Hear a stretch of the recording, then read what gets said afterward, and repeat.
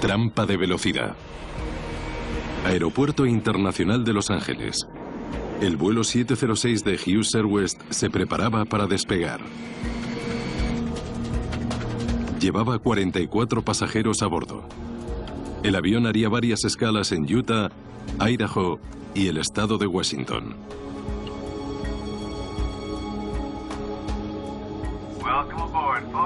Bienvenidos a bordo, despegaremos en breve. El comandante Theodore Nicolai se encontraba al mando ese día. El comandante Nicolai había sido piloto de las Fuerzas Aéreas. Tenía mucha experiencia, así que todos volábamos muy cómodos con él, porque gracias a su veteranía sabía lo que hacía. El Aeropuerto Internacional de Los Ángeles era uno de los núcleos más concurridos de Norteamérica. Los controladores dirigían a los pilotos para que siguieran pasillos aéreos específicos al despegar. Airways 706 rojo. Permiso para despegar. Pista 24 izquierda. Ascenso rumbo 250. Recibido 24 izquierda, ascenso rumbo 250. El subcomandante Price Brenner también tenía mucha experiencia. El tiempo parece despejado hasta Seattle. Tenía incluso más horas de vuelo que el comandante Nicolai. Price tenía categoría de comandante, pero prefería pilotar como subcomandante. Creo que disfrutaba mucho en la cabina. La azafata Pat Shelton volaba en esa ruta con regularidad. Era una chica muy guapa, con un pelo oscuro muy largo, y se acababa de prometer. Tenía muchas ganas de casarse y estaba en una fase feliz de su vida. La pista está despejada.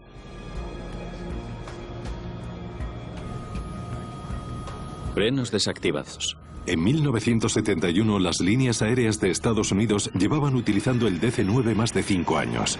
Sus dos eficientes motores turbofan lo hacían ideal para vuelos cortos y medios. El acelerador es todo tuyo. 80 nudos. A las 18:02 horas, el vuelo de Hughes Air West despegó de Los Ángeles. Gire a la derecha rumbo 060. Airways rojo, derecha 060. El avión iniciaba su rumbo hacia el oeste y sobrevolaría el Océano Pacífico antes de girar al nordeste hacia su primera parada, Salt Lake City. 4 minutos después de despegar, el subcomandante Brenner contactó con una torre de control distinta al norte de Los Ángeles. Dentro de Los Ángeles, buenas tardes. Les habla Airways 706 rojo, ascendiendo a 6000. El Centro de Control de Rutas de Tráfico Aéreo de Los Ángeles. Airways 706 rojo, gire a la izquierda rumbo 040 hasta recibir Dayet. El controlador jefe Roger Anderson estaba ayudando a un controlador becario a ponerse al día. Eso es, tienes que seguir vigilando. No puedes pararte a pensar en profundidad a cada decisión. Hay que tomar decisiones rápidas y reaccionar deprisa. Hay que moverse a un ritmo veloz. Los controladores tienen que mantener los aviones a una distancia segura cuando despegan y aterrizan en Los Ángeles. Además de con Air West, el controlador del radar podía estar hablando con otros 5 o 6 aviones que ascendían hacia el nordeste, además de un pequeño número de aviones que cruzaban el espacio aéreo. Muy bien, 040 directo a Dayet. Los controladores monitorizaban en el radar el DC-9 de Hughes Air West. Usaban unos marcadores específicos para rastrear la posición de cada avión. Estos marcadores, antes de que se automatizaran, eran unos marcadores pequeños de plástico con el extremo puntiagudo, y escribíamos sobre ellos con un lápiz de cera. Contenían la información básica como el indicativo del avión, a veces la altitud asignada, toda la información que se pudiera escribir con un lápiz de cera en un pequeño marcador de plástico. El sonido de un transmisor de emergencia advirtió a los controladores que un avión de la zona podía tener problemas. Necesitaban más información para averiguar lo que pasaba. En esa época la gente accionaba frecuentemente el transmisor por accidente. Rara vez correspondía a una situación real y por eso no solíamos prestarle mucha atención. Entonces miramos los marcadores y no vimos el vuelo 706 de Air West. Había desaparecido.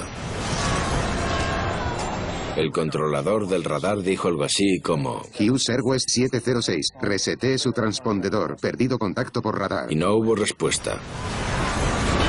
Airwest 706. Comprobación de radio. ¿Puede oírme? No hubo respuesta. Cada vez era peor. Habíamos perdido el objetivo. No teníamos comunicación con el avión.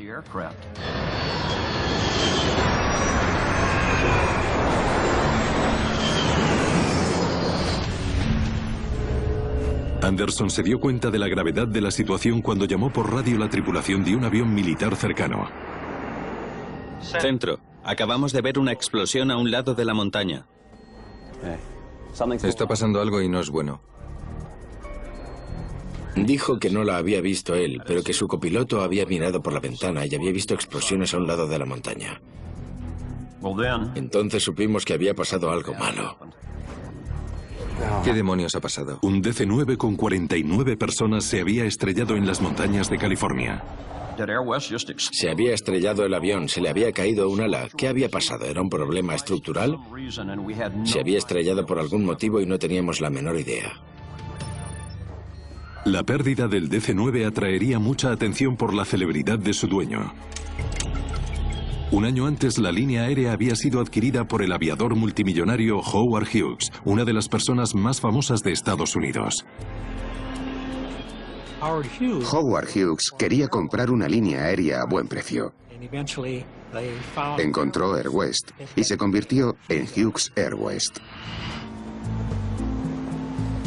La Junta Nacional de Seguridad para el Transporte asignó el caso a uno de sus mejores investigadores, el piloto naval de la Segunda Guerra Mundial, Dick Baker. Montaña San Gabriel. El lugar del siniestro presentaba un reto inmediato. Vale, vamos a necesitar helicópteros para llegar. Mientras tanto, quiero que encontréis a cualquiera que viera algo. Ahora. En este caso, el accidente ocurrió en un lugar muy remoto y en un terreno montañoso abrupto. Y eso siempre dificulta el acceso de los investigadores. El lugar del siniestro estaba a pocos kilómetros del pueblo de Duarte, en California. Era el mejor sitio para encontrar testigos. En las horas posteriores al accidente surgieron decenas de personas con la misma historia. Decían que habían oído una explosión y que al mirar al cielo habían visto caer el DC-9 como una hoja. La mayoría no tenía ni idea de la causa de la explosión, pero un puñado de testigos dijo que sí. Insistieron en que había sido una colisión en pleno vuelo entre el DC-9 y un caza de combate.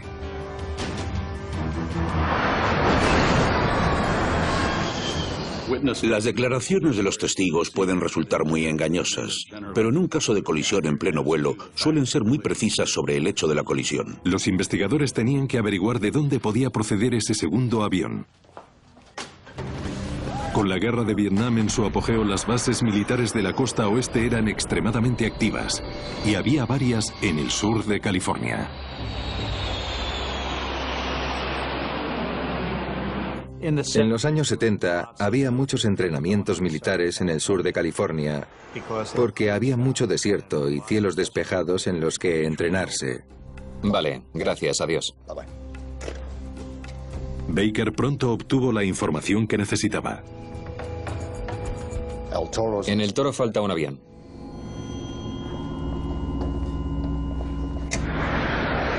Un Phantom F-4 no había vuelto a la base cercana del Cuerpo de Marines. Era el caza más avanzado del ejército. Era un avión biplaza capaz de volar al doble de la velocidad del sonido y de superar la maniobrabilidad de casi cualquier otra aeronave.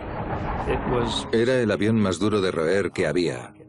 Tenía capacidad para misiles por radar y podía disparar misiles BVR más allá del alcance visual. Y podía superar una velocidad de Mach 2.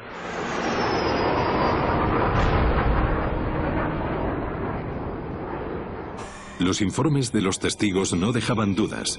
El caza que faltaba del Toro era el avión que había chocado con el DC-9. Pero ¿cómo podían haber chocado unos pilotos experimentados contra un avión civil mucho más lento? ¿Qué demonios estaban haciendo esos tíos allí arriba? Los testigos proporcionaron información vital sobre una colisión en pleno vuelo en los cielos del sur de California. Dick Baker, de la Junta. Varias personas compartieron un detalle especialmente inquietante. Quiero que me diga otra vez qué entiende por acrobacia. Parecía que el caza había estado haciendo acrobacias justo antes de estrellarse con el avión de pasajeros. El caza estaba haciendo toneles volados. Las acrobacias son peligrosas no solo para los pilotos, sino para la gente de tierra. Están estrictamente reguladas. Si estaba haciendo acrobacias en una zona no destinada a ese tipo de maniobras, habría infringido las normas de vuelo militares. Los investigadores esperaban que las grabaciones del radar de tráfico aéreo ofrecieran más detalles sobre lo que habían hecho los pilotos del F-4. Pero los controladores de servicio aquel día dijeron que el caza no había aparecido en su radar. Habríamos avisado a Hughes si hubiésemos visto el caza. Y tenían las grabaciones que lo demostraban. No lo vimos, éramos 4 pares de ojos y no lo vimos. El objetivo no estaba allí y si no lo vimos, no podemos hacer nada al respecto. Los investigadores averiguaron la identidad de los 2 pilotos del F-4, el piloto marine James Richard Phillips y el oficial de interceptación de radar Christopher Shees. ¡Cuidado! Tras el impacto, solo el teniente Shees pudo saltar del caza siniestrado. Hay un momento en que sabes que tienes que saltar del avión y dejarte de tonterías. Los investigadores tenían prisa por interrogar a Shees, pero primero tenían que examinarle los médicos. Si su compañero no había sobrevivido, se sentiría fatal, porque él sí que había sobrevivido. Lo había conseguido y el hombre que tenía sentado al lado no. En Estados Unidos, durante la época de Vietnam, la intervención de un avión militar en un accidente civil causó una grave polémica. Era una época de la historia de nuestro país en la que el ejército no era la institución más popular, lo que supuso una mayor tensión para la investigación. Los marines enviaron a su propio hombre para colaborar en la investigación. Dick Baker. El teniente coronel Jack Syke. Supongo que vamos a trabajar juntos. Trabajaría con la Junta para averiguar cómo habían chocado los aviones.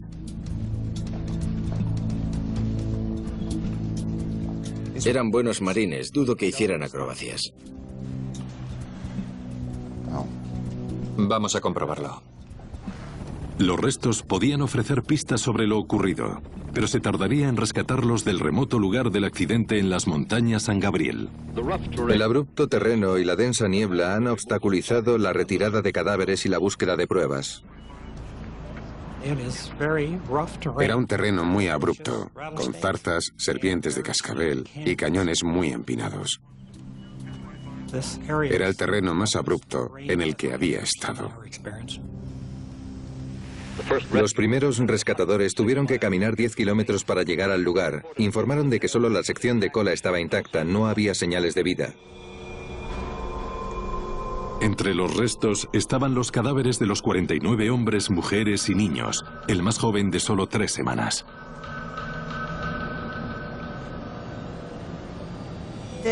Había una ventana junto al asiento plegable delantero por la que me imagino que Pat estaría mirando. Me pregunto si fue capaz de atisbar por un instante lo que se acercaba. Es algo que me sigue torturando a menudo. Es el peor accidente de avión de la historia de California. En una zona rebosante de vuelos militares, la colisión letal causó escalofríos entre los pasajeros frecuentes. Nos preocupó mucho la colisión en el aire. Los investigadores tenían que averiguar lo que había fallado antes de que se repitiera.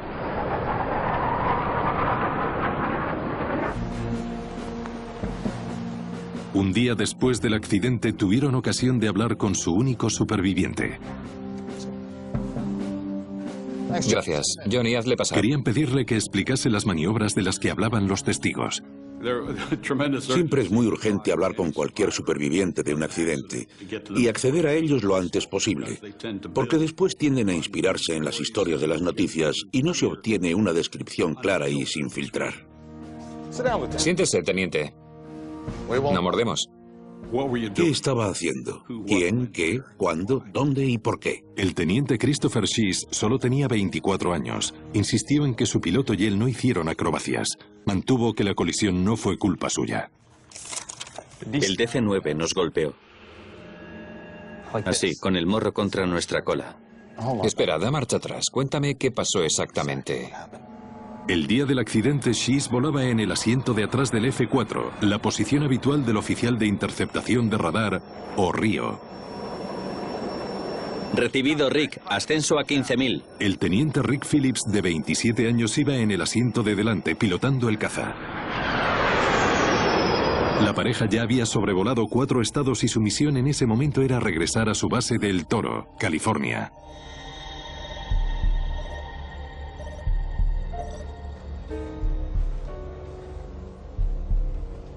Subimos a 15.000 pies. Aquí. E hicimos un tonel para echar un vistazo. ¿Un tonel de alerón? Sí, señor. De 360 grados. Shees afirmó que habían realizado un tonel de alerón de 360 grados. Querían ver si había otros aviones volando por encima o por debajo de su caza. El F-4 Phantom tenía buena visibilidad por debajo del morro y si hubieran querido ver algo en cualquier momento, no habrían tenido más que inclinarse un segundo para tener en un instante buena visibilidad de la zona de la que no tenían buena visibilidad. Tras el tonel, Shees usó el radar para explorar el suelo como parte de su entrenamiento de combate. Es una práctica excelente para operaciones nocturnas o con mal tiempo. Se puede volar usando el radar para saber dónde estás en relación al suelo. Él estaría con la cabeza bajada mirando el radar y cartografiando el suelo, y el piloto del asiento de delante se guiaría sobre todo por la vista porque sabía que había perdido el otro par de ojos que ahora estaban fijos en el radar, en lugar de mirar si había otros aviones y estar listo para ver y ser visto. ¡Cuidado, Rick! El DC-9 surgió de la nada y se empotró contra nosotros. 5 segundos después, Shees saltó. Yo salté. Ricky no. Uno de los primeros comentarios que hizo el observador de radar que saltó fue que el DC-9 había chocado contra ellos. Y eso se convirtió en el objetivo. ¿Había chocado el DC-9 contra el F-4 o el F-4 contra el DC-9? Los investigadores sabían que el F-4 no llevaba caja negra. No dispondrían de datos de vuelo del caza para confirmar la teoría de Shees. Y tampoco obtendrían pistas de los restos del Phantom. El impacto a gran velocidad había desintegrado el pequeño avión. Llamaron al ingeniero de Hughes Air West, Dave Knudsen, para ver si la historia del joven teniente se sostenía. Pasa como en los cruces en tierra. Hay que saber quién llegó primero al cruce. Ascenso a 15.000 pies. Porque suele ser quien tiene preferencia. Así que resultaba imperativo determinarlo. Los restos del DC-9 podían explicar qué piloto tuvo la culpa. Empezaron a buscar un lugar donde reconstruir el avión. En ese caso fue una fábrica de fibra de vidrio. Y por algún motivo habían dejado cientos de abrazaderas. Podrían servirnos. Además había grúas en el techo, ideales para reconstruir el avión. Knudsen esperaba que la recomposición del DC-9 ayudase a comprender cómo habían chocado los aviones exactamente. Sabíamos que habían chocado en el aire y el objetivo era reconstruir los restos del avión lo mejor posible para ayudar a los investigadores a averiguar lo ocurrido.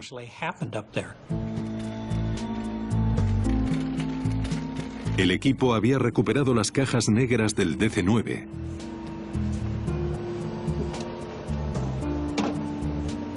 A ver si el laboratorio puede hacer algo con ellas. Las enviaron a Washington, a la Junta Nacional de Seguridad en el Transporte, para su análisis. Knudsen estudió el metal retorcido en busca de arañazos, marcas de pintura y pistas que pudieran revelar cómo habían chocado los aviones. Pero seguía faltando la pieza más vital del DC-9. Habían recuperado la sección central, que estaba al fondo de un cañón, con todos los restos, pero faltaba la sección delantera. Hay que encontrar el resto. En Washington, el laboratorio obtuvo un éxito incompleto. La grabadora de voz de cabina del DC-9 estaba destruida del todo, pero la grabadora de datos de vuelo había sobrevivido. En este caso, la grabadora de datos de vuelo proporcionó muy buena información. Si los pilotos del DC-9 se habían desviado de su rumbo, Derecha 060. la grabadora de datos de vuelo revelaría su error. El avión maniobró muy poco. Estaba ascendiendo de un modo estable. Los datos mostraban que no se habían desviado del rumbo asignado. 10 días después del accidente, los buscadores por fin encontraron el morro del DC-9 a casi 1 kilómetro del fuselaje principal. Fue un hallazgo clave para Knudsen. Tras empezar a reconstruir el avión, habían surgido preguntas sobre el ángulo en que habían colisionado los aviones.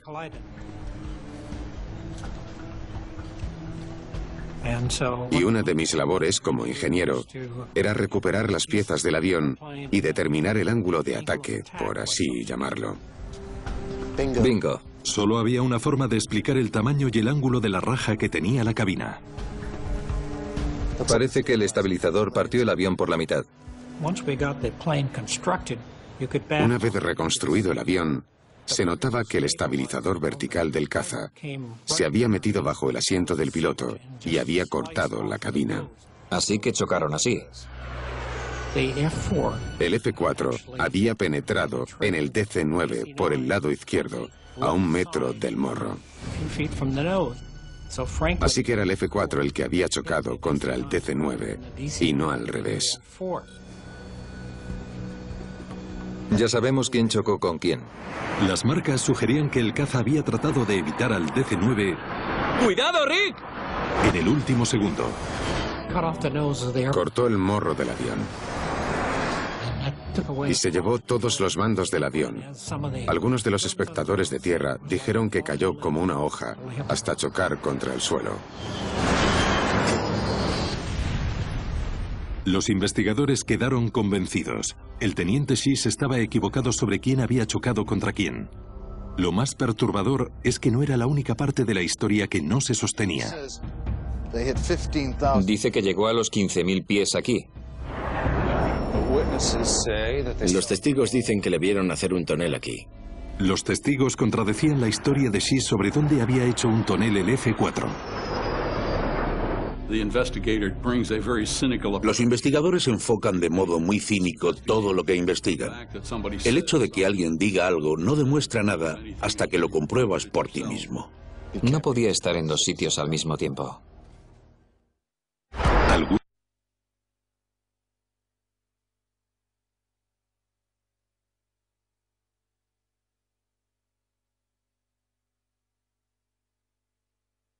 Insistían en que un F-4 de los marines estaba haciendo acrobacias antes de estrellarse contra el DC-9 de Hughes Air West.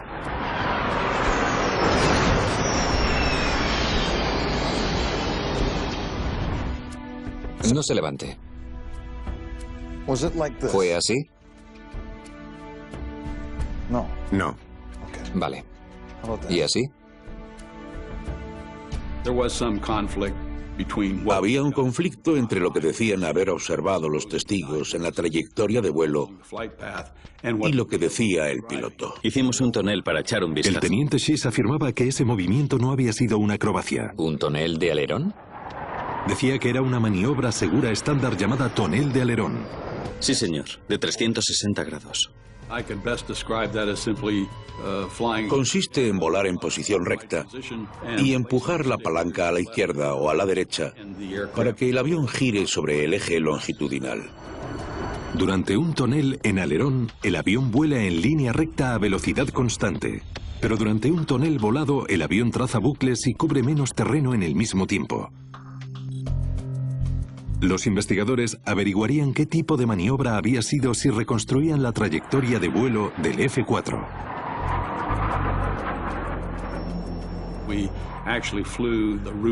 Recorrimos la misma ruta y reprodujimos el avance del avión a lo largo de su trayectoria.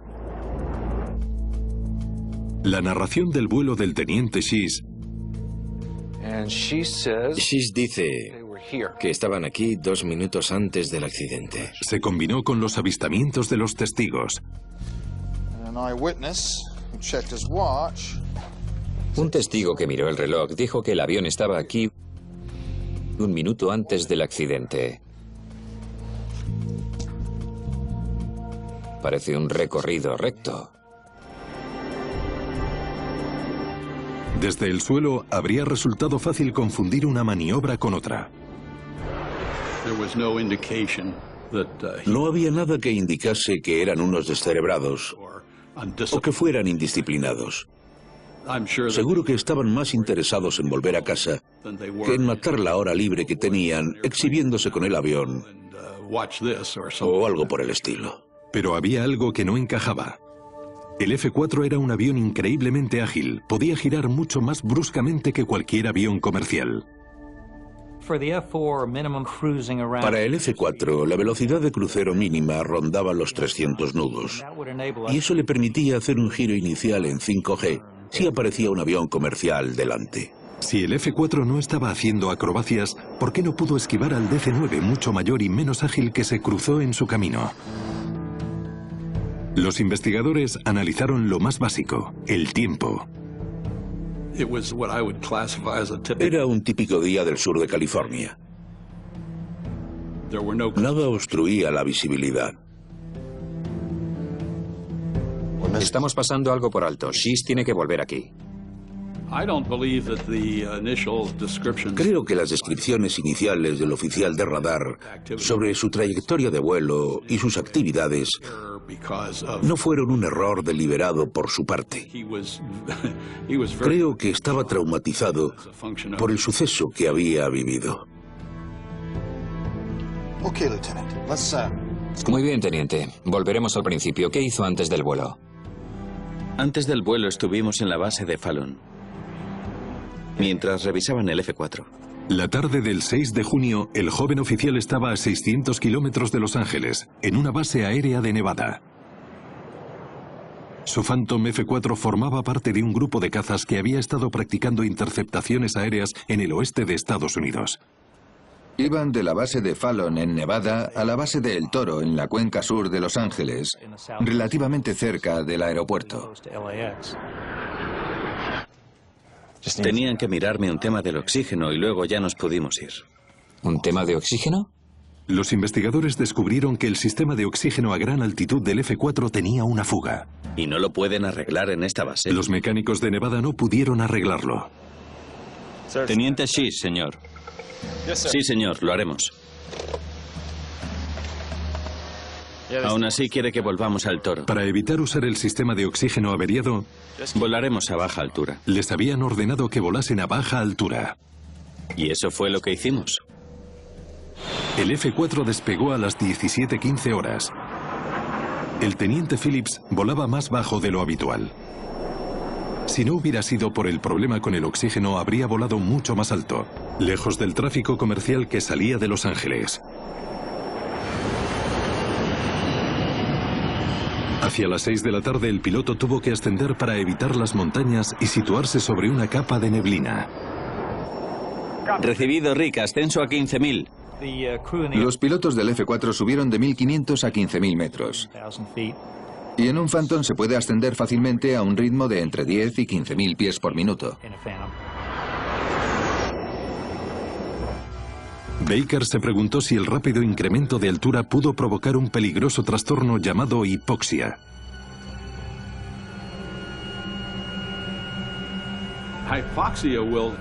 La hipoxia degrada la precisión visual. Es una privación de oxígeno del cerebro, ralentiza el pensamiento y eso no es bueno en un avión táctico a gran velocidad. Los investigadores del Cuerpo de Marines Este sistema es para las máscaras. estaban familiarizados con el diseño del F-4. Y este es para la presión de cabina. Sabían que el problema con el sistema de oxígeno solo habría afectado a las máscaras, que solo se utilizaban a grandes altitudes. A 15.000 pies debería haber habido oxígeno de sobra en la cabina. El sistema de presurización del avión habría mantenido la cabina a menos de 10.000 pies. Así que no hacía falta oxígeno desde un punto de vista fisiológico. Los pilotos no sufrieron ningún tipo de hipoxia. La causa de la colisión seguía siendo un misterio. En aviación hay un concepto básico que se llama ver y evitar. Todo piloto tiene el deber de ver si vienen otros aviones. Los investigadores se preguntaron por qué los pilotos del DC-9 no habían reaccionado para evitar el desastre.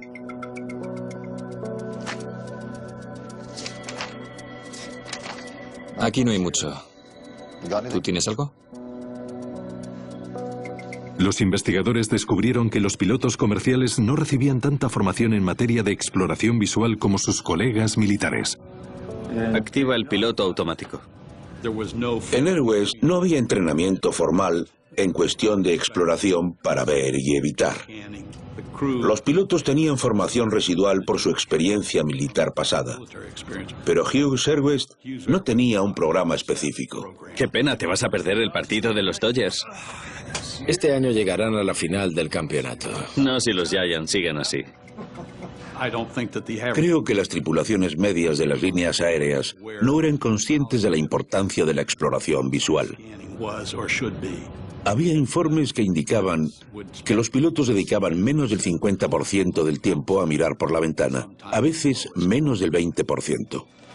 Los investigadores llegaron a la conclusión de que los pilotos de Hughes Air West no estaban lo suficientemente formados para explorar visualmente y por eso no habían visto el F-4. No todo el mundo estaba convencido. Muchos de sus compañeros recuerdan al comandante Nikolai como un piloto extraordinariamente alerta. El comandante Nikolai era un piloto con instinto para volar. Una vez casi chocamos e hizo caer el avión en picado. Recuerdo que explicó al subcomandante o a quien tenía al lado lo importante que era tener los ojos bien abiertos, porque podía aparecer cualquier cosa. Si el comandante Nikolai estaba atento a los demás aviones en su camino, ¿por qué no vio el F-4 que se acercaba? El F-4 venía a 420 nudos desde el norte, ligeramente este. El DC-9 venía a 320 nudos desde el sudoeste. Vale, 040 directo a Dayet. ¿A qué ritmo se acercaban? Calculé la velocidad a la que se acercaban los aviones y era de unos 300 metros por segundo. Si uno lo piensa, se puede comparar con la velocidad de un arma del calibre 45. En los segundos previos al accidente, el teniente Schiss tenía bajada la cabeza mirando el radar.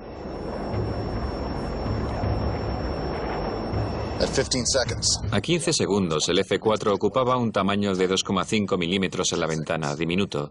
A 10 segundos, un tamaño de unos 8 milímetros, todavía diminuto, pero ya se podía ver.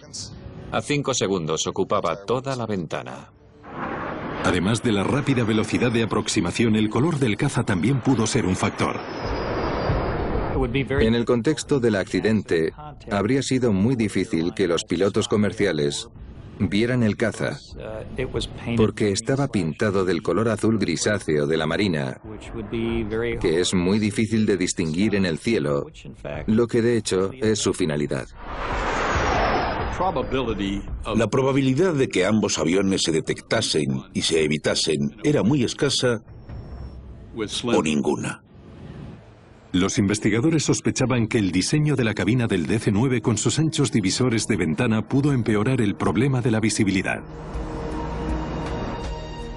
No se puede ver ni aquí, ni aquí. El F-4 habría estado escondido Ni aquí. por los postes de las ventanas Está completamente oculto. durante unos 25 segundos. Es virtualmente imposible que los pilotos del DC-9 detectasen el F-4 que se aproximaba.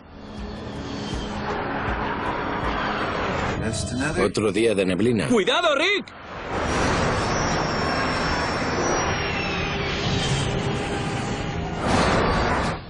Ninguno de los pilotos tuvo tiempo suficiente para ver el otro avión en su camino. Se suponía que los controladores tenían que garantizar que los aviones volasen a una distancia segura para evitar colisiones en el cielo. Airwest 706 rojo, gire a la izquierda rumbo 040 hasta recibir Diet. Pero tampoco vieron el F-4. ¿Por qué el F-4, un avión militar, no apareció en el radar? El hecho de que en ese momento el DC-9 estuviera bajo el control del radar planteó muchas preguntas acerca de por qué los controladores no habían alertado al DC-9, algo que era su responsabilidad principal. Hay un par de novatos. Los investigadores se preguntaron si la inexperiencia de los controladores en prácticas pudo haber jugado un papel. Cualquier persona nueva que se entrene en una torre de control del tráfico aéreo tiene que entrenarse con tráfico real. Ahora hay mucho equipo de simulación disponible para formación, pero entonces no lo teníamos. Pero cuando estudiaron informes del personal y transcripciones, Todos están calificados. descubrieron que los becarios estaban cualificados y bien supervisados. Se podía decir que los dos becarios estaban en prácticas y no sabrían nada, ni prestaban atención, pero sería un error. Los becarios prestan mucha más atención que un controlador veterano que tiende a apoltronarse porque está cómodo con la rutina. Parecía que no había forma de explicar por qué el radar de Palmdale no había detectado el F-4.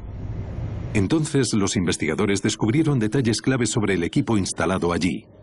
El sistema podía no ser lo bastante fiable para rastrear a un caza de combate en rápido movimiento. Era tecnología de la Segunda Guerra Mundial. Y la temperatura que generaba el equipo causaba alteraciones drásticas en el mismo. A veces se alejaba tanto del rendimiento óptimo que no veíamos nada. Los investigadores tenían que saber con precisión qué podía ver o no ver el radar de Palmdale.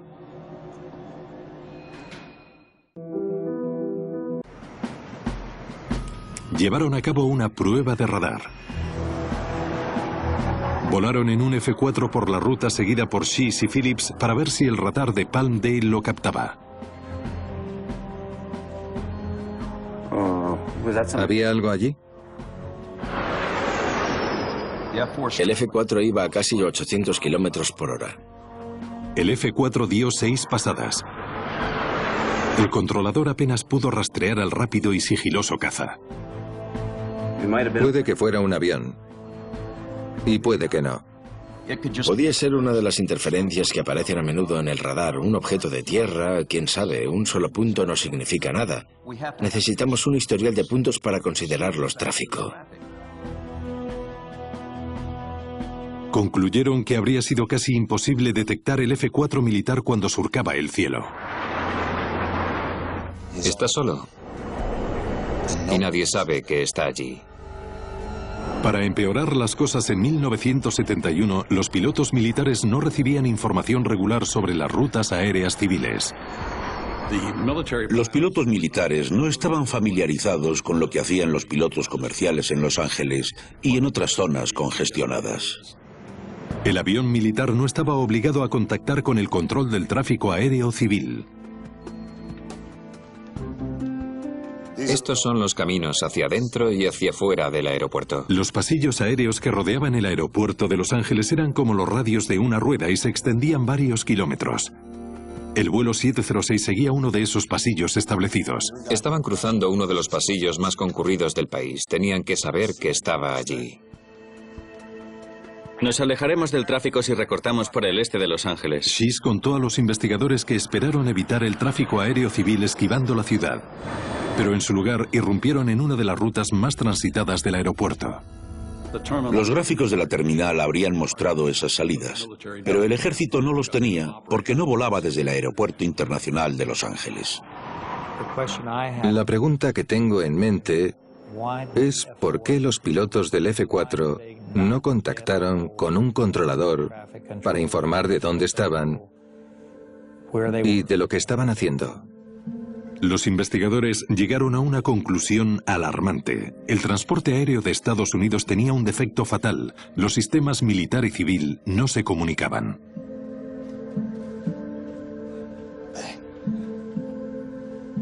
¿Podríamos haber hecho algo de modo distinto? Por supuesto que no. Fue algo que simplemente ocurrió. No podíamos haberlo cambiado, nosotros no. La exhaustiva investigación produjo dos informes separados, uno civil y otro militar. Cubrían cada detalle del accidente mortal y explicaban que los dos marines se vieron limitados por una fuga de oxígeno y no se puede arreglar en esta base. Que habían despegado sin avisar a los controladores civiles y que habían volado bajo sobre el desierto californiano. ¿Eso era algo? Y que los controladores no habían podido detectar el caza de combate supersónico. Y porque los pilotos de un DC-9 con 44 pasajeros a bordo nunca habrían podido verles venir. Otro día de neblina.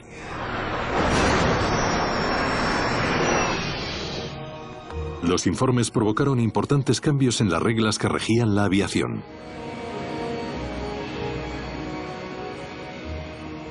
Los pilotos militares solían volar guiándose por las reglas de vuelo visual y tenían unos requisitos mucho menores en cuanto a informar de su posición y ese tipo de cosas. Como resultado de este accidente, todo el mundo pasó a estar controlado por el radar, es decir, a estar controlado por los operadores de radar de tierra. Ahora los pilotos militares tienen zonas de tráfico restringido cerca de los aeropuertos comerciales. El tamaño y forma de esas zonas también ha cambiado. Se revisó el espacio aéreo restringido y se adoptó un modo que llamamos la tarta de boda al revés. El espacio aéreo restringido de un aeropuerto concurrido ya no son los radios que parten del núcleo, sino que rodea la terminal entera. Hughes Air West fue vendida en 1980 y acabó siendo Northwest Airlines. Pero el legado del accidente más letal de la línea aérea perdura. ¡Cuidado, Rick!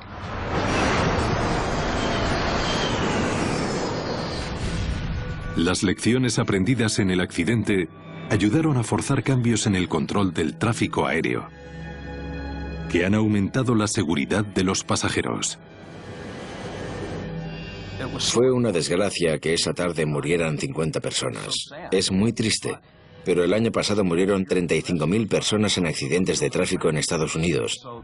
Así que el sistema es extremadamente seguro. Los procedimientos que usamos y la tecnología que tenemos funcionan bien.